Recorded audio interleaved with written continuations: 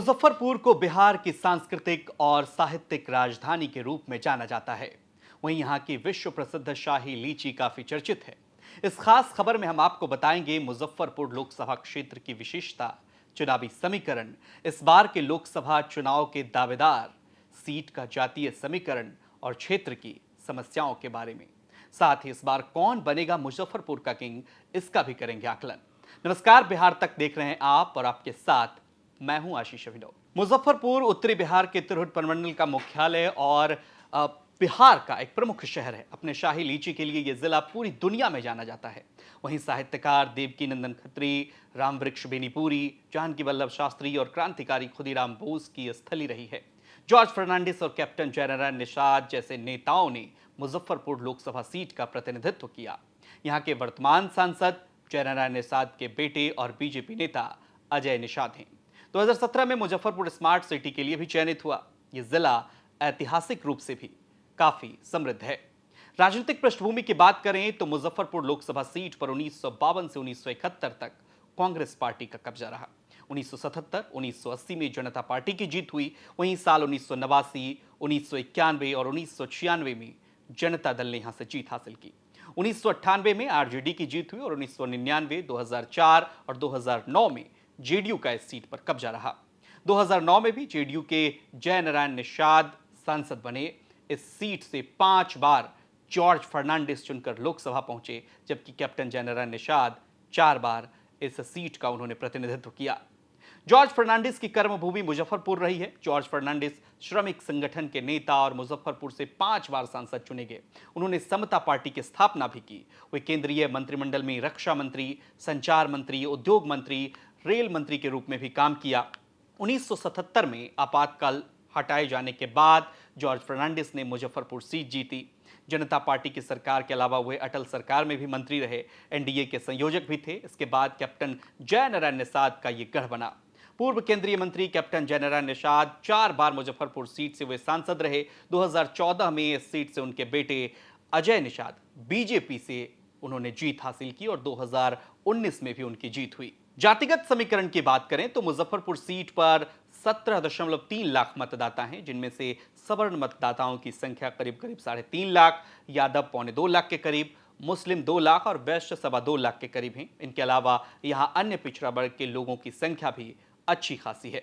विधानसभा सीटों के समीकरण की बात कर लेते हैं। मुजफ्फरपुर संसदीय क्षेत्र में विधानसभा की 6 सीटें हैं। गायघाट से विधानसभा क्षेत्र से राजद के निरंजन राय वर्तमान में विधायक हैं और आई विधानसभा क्षेत्र से बीजेपी के रामसूरत राय, बोचहा से आरजेडी के अमर पासवान, सकरा से जेडीयू के अशोक चौधरी, कुरहन्नी से बीजेपी के केदार गुप्ता जो उपचुनाव में जीते और मुजफ्फरपुर सीट से कांग्रेस के विजेंद्र चौधरी भी विधायक हैं। अब एक बार नजर डालते हैं मुजफ्फरपुर के अब तक के सांसद कौन कौन रहे।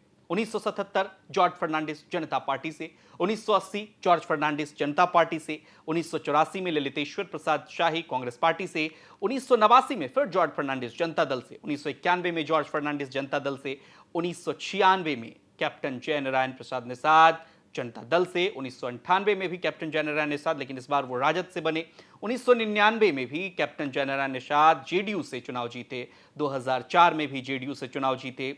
2009 में कैप्टन जयनारायण प्रसाद निषाद जेडीयू से लोकसभा पहुंचे और 2014 में अजय निषाद भारतीय जनता पार्टी से, 2019 में भी वो भारतीय जनता पार्टी के टिकट पर लोकसभा पहुंचे।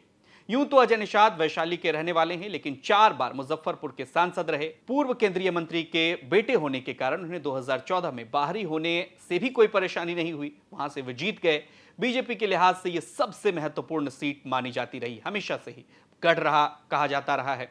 बीजेपी की ओर से दावा भी किया जाता है कि मुजफ्फरपुर सीट पर कोई भी हो, उम्मीदवार कोई भी उतरे, जीत भारतीय जनता पार्टी की होगी। लेकिन 2024 के चुनाव में विकासशील इंसान पार्टी मुकेश सहनी की भी नजर इस सीट पर है। वो भी नजर गिराए हुए हैं और उनकी इच्छा है कि वो यहां से लड़कर लोकसभा पहुंचे। लेकिन सहनी अभी फिलहाल किस ओर करवट लेंगे ये देखना बाकी है। दूसरी तरफ महागठबंधन से कौन उम्मीदवार होंगे ये भी देखना दिलचस्प होगा, क्योंकि नीतीश और लालू प्रसाद के साथ आने से खेल इस बार इतना आसान नहीं होने वाला है। वहीं इसको लेकर हमने कुछ वहां के जो साहित्यकार हैं, वरिष्ठ पत्रकार हैं, उनसे भी बातचीत की है। मुजफ्फरपुर के इतिहास को लेकर और वर्तमान को लेकर लोग कैसे सोचते हैं, ये सुनिए। कला साहित्य संस्कृति की जानी मानी धरती मुजफ्फरपुर अपने सांस्कृतिक और साहित्यिक वैभव के कारण पूरे राष्ट्र में ही नहीं पूरे संसार में पहचान के साथ स्थापित है। खड़ी बोली हिंदी का प्रवर्तक यह शहर कलम के जादूगर रामवृक्ष बेनीपुरी का भी शहर है। गीत कविता के शिखर पुरुष महाकवि आचार्य जानकी वल्लभ शास्त्री का शहर है। नवगीत प्रवर्तक राजेंद्र प्रसाद सिंह का शहर है। राष्ट्रकवि रामधारी सिंह दिनकर ने यहाँ वर्षों रहकर एक अध्यापक के रूप में सेवा दी है अपनी। आचार्य कृपलानी गांधी और डॉक्टर राजेंद्र प्रसाद जैसे अनेक जाने माने व्यक्तित्वों से जुड़ा हुआ यह शहर बिहार की अघोषित सांस्कृतिक राजधानी है। लेकिन इस शहर का दुर्भाग्य यह कि आज भी राजनीतिक जो संवेदनशीलता अपेक्षित है इस शहर के लिए उसका अभाव है। एक खूबसूरत आत्मीयता से सांप्रदायिक सौहार्द से भरा हुआ यह शहर आज निरंतर प्रदूषित होते हुए गंडक के तट पर बसा हुआ शहर, अपने सांप्रदायिक सद्भाव का निर्वाह करता हुआ यह शहर राजनीतिक कारणों से हद तक उपेक्षित है। यहाँ एक मजबूत राजनीतिक पहल की ज़रूरत है, नेतृत्व की ज़रूरत है। जॉर्ज फर्नांडिस जैसे महान राजनेता ने इसका नेतृत्व किया था, लेकिन उनकी जो परिकल्पना थी मुजफ्फरपुर को सजाने संवारने के लिए जो उन्होंने काम करना शुरू कर दिया था, उनकी कार्य योजनाएँ क्या, उन्होंने जो कार्य रूप दिया था उसे भी ठीक ढंग से रखा नहीं गया। करते हैं वर्तमान परिदृश्य में तो दो चुनावों की हम बात करें, पिछले 9 की बात करें, 9, 14 और फिर हम जो चुनाव होना है 19 हुआ और आगे की बात है। तो 9 में यहाँ पर अंतिम बार जॉर्ज फर्नांडिस साहब चुनाव लड़े, लेकिन चूँकि उन्हीं के गठबंधन का उनको समर्थन नहीं था, उस समय कैप्टन निषाद साहब को जेडीयू ने टिकट दिया तो वह एक लड़े, सिंबॉलिक ही मान के चले, तो वह हारे। उसके बाद फिर यहाँ नहीं आए। फिर हम आगे जब बढ़ते हैं, जब 14 की बात करते हैं तो उस समय में यहाँ पर चुनाव लड़े थे अखिलेश प्रसाद सिंह जी, कांग्रेस के बड़े लीडर हैं, आज प्रदेश के अध्यक्ष भी हैं। उन्होंने भी यहाँ से लड़ाई लड़ी और सीधा उनका टक्कर हो गया। उस समय भाजपा से मोदी लहर थी और कैप्टन साहब भी थे उस समय में, तो उन्होंने अपने पुत्र अजय निषाद जी को भाजपा से टिकट दिया और सांसद बने अजय निषाद जी। और वहाँ पर अखिलेश सिंह जी कांग्रेस के नेता थे, उनको यह सफलता नहीं मिली।